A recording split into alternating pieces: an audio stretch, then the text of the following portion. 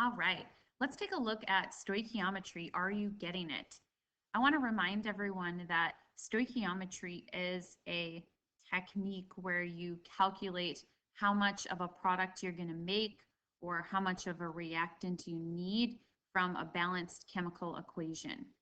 And there's always a chemical A, which is something that you're given information about, and chemical B, what you're solving information for. Okay, so we need to fill in this mole map by dragging the parts into their correct spots. So oftentimes problems will either start you with grams of A or moles of A. If it starts you with grams of A, you have to convert into moles of A. So there's only one that really makes sense. That's 1 mole A over blank grams A. And that blank is filled in with the molar mass of A from the periodic table. Then you use the balanced equation to convert moles of A into moles of B. So I'm going to put this under here.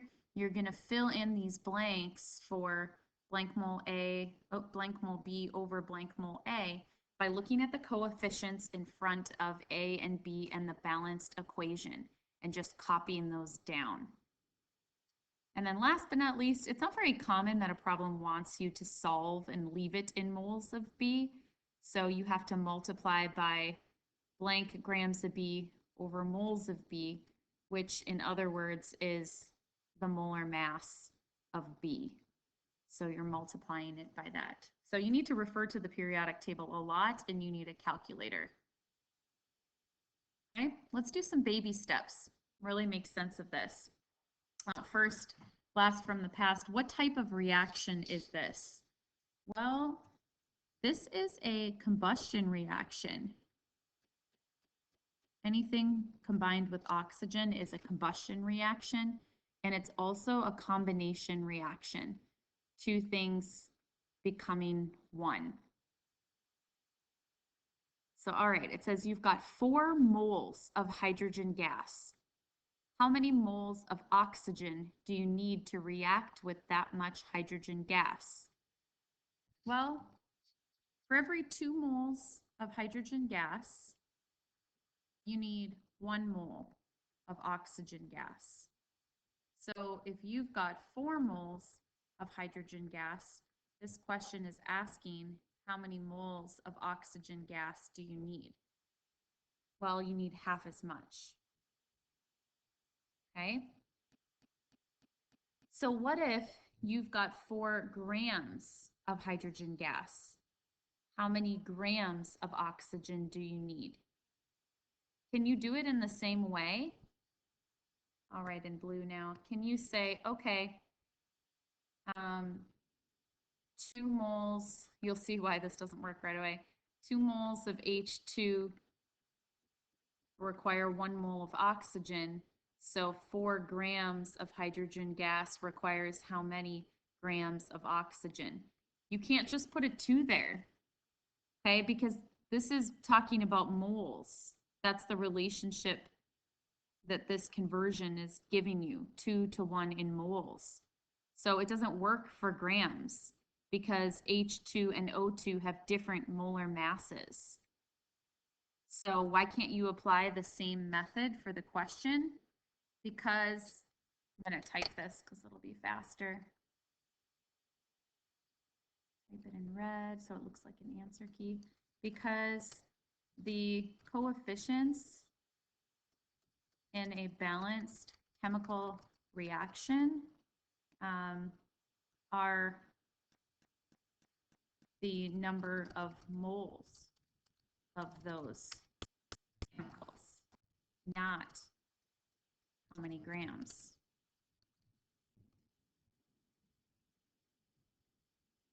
Okay, so how do you solve this? You've got 4 grams of hydrogen gas. How many grams of oxygen do you need to react with that much hydrogen gas? So this is what we're talking about, using this mole map. We've got grams of A. We're going to convert it into moles. So we can use that 2-to-1 ratio and then multiply back into grams of our substance in question here, which is oxygen. Okay, so I'm going to rewrite the balanced equation just so it's a little bit closer. Okay, so it's 2H2 plus 1 mole of O2 makes 2H2O. So our chemical A is our hydrogen, and our chemical B is our oxygen. So I put the mole map over here so we can refer to it as well. So we've got grams of A to start. Start by writing what you know. 4 grams of A, hydrogen.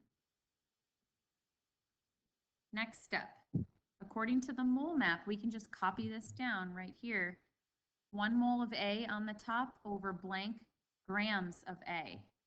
1 mole A over blank grams of A. Now it says use the periodic table to fill that in. So we go and we look up hydrogen, and it's going to be 2 times this. So what's 1.008 times 2?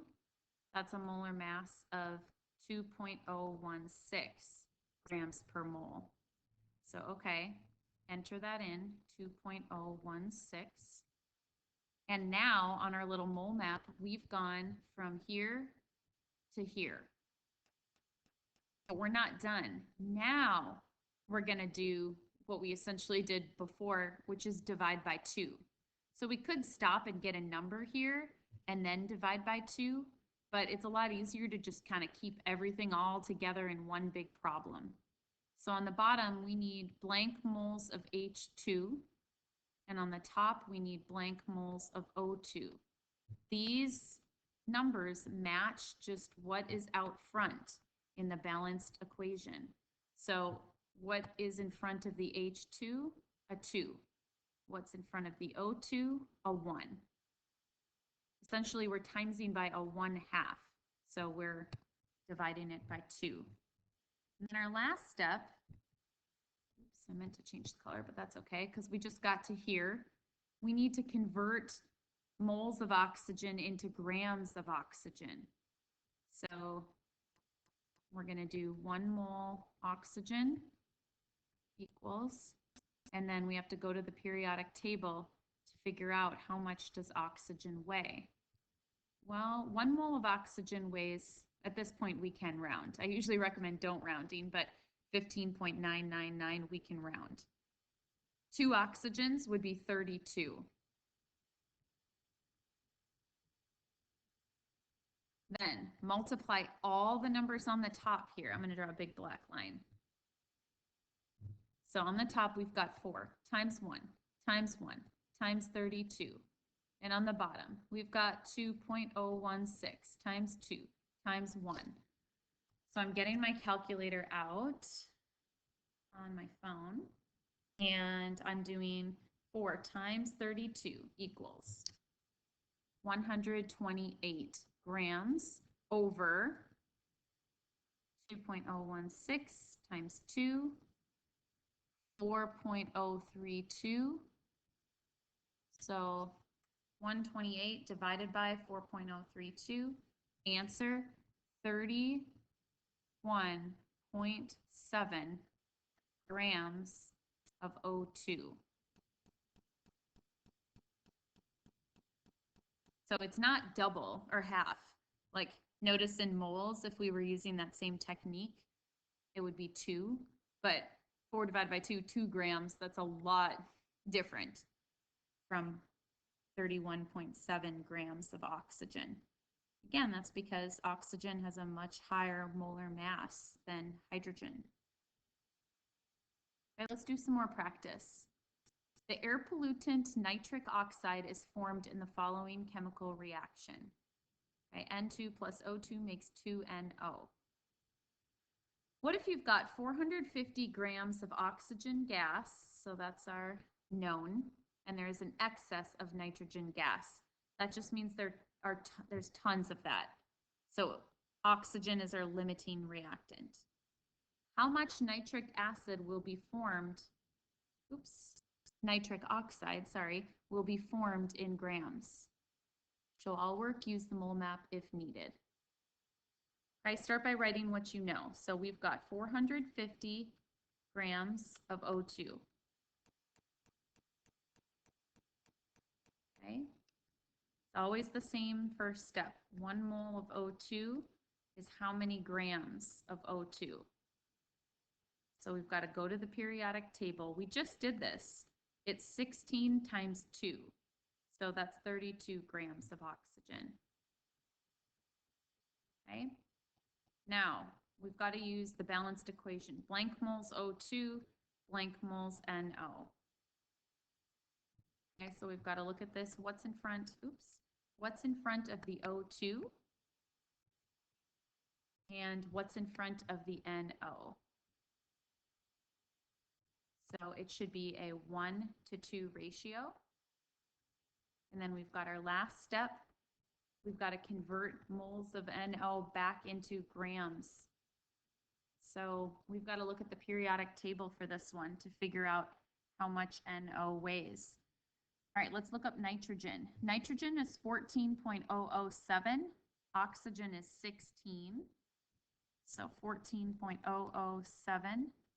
Oxygen 16. Do that in my head, I think. I hope. 30.007. Okay. Now, multiply everything on the top and divide by everything on the bottom. So on the top, we've got 450 times 1 times 2 times 30.007 divided by 32 times 1 times 1. So I'm punching this into my calculator. 450 times 2 times 30.007. That's 27,006.3 divided by 32. That's 843.9 grams of nitric oxide.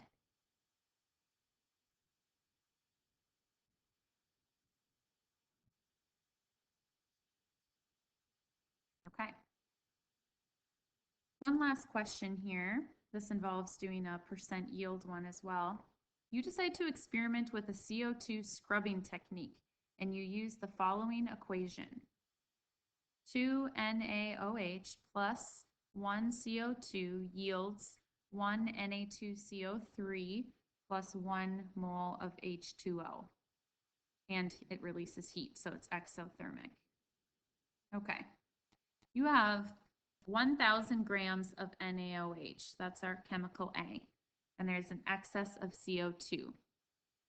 How much Na2CO3 will the reaction make in a perfect world? AKA, what is the theoretical yield of Na2CO3? Okay, so we've got 1,000 grams of NaOH.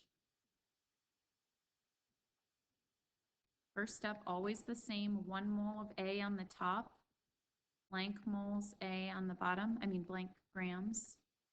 Okay. So on the periodic table, we've got to look up Na, O, and H. Na is 22.99. O, we've already found out, is 16. And H is 1.008. So I'm going to add all of these together, plus, plus. So Na plus O plus H equals what? Let's see, 22.99 plus 16 plus 1.008. 39.998.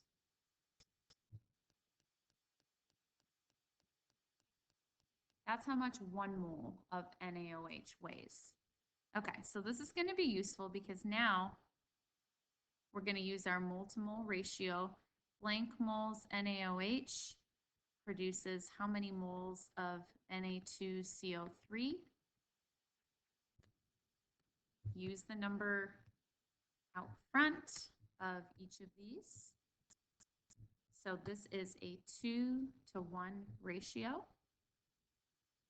And then our last step, convert Na2CO3 back into grams. Oops, I wrote that wrong.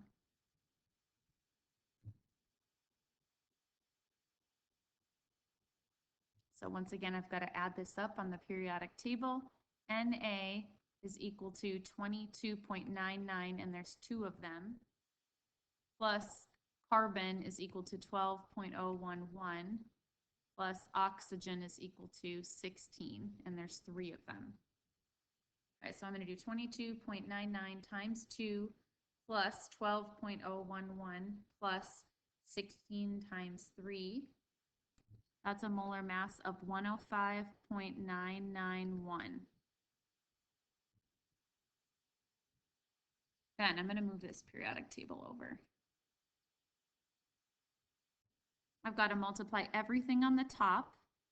1,000 times 1 times 1 times 105.991 divided by 39.998 times 2 times 1. So I'm multiplying the top, and that comes out to be 105,991 divided by 39.998 times 2 is 79.996. So then when I type this in to my calculator, I get a final answer of 1,324.95 grams of Na2CO3. That's how much I'm going to make in a perfect world. Okay, let's say you actually make 1,322 grams. What is your percent yield? Well, the percent yield formula is right here. You take your actual yield divided by your perfect world yield, and you times by 100 to see how well you did. I can tell this is going to be a really high percentage. Times 1,000. Oops, times 100 I meant. 99.78% yield. That's really good. So keep practicing stoichiometry. You will get it. It's the same pattern. It just takes practice. Thank you.